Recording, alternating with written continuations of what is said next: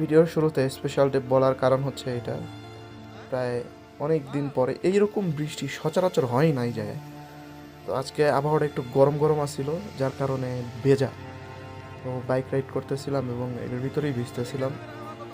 তো বাংলাদেশে থাকতে তো কোনো সময় আমি বৃষ্টি সহজে মিস করি না, মানে বৃষ্টি হইলে অলমোস্ট সব সময় আমি ভিজতাম।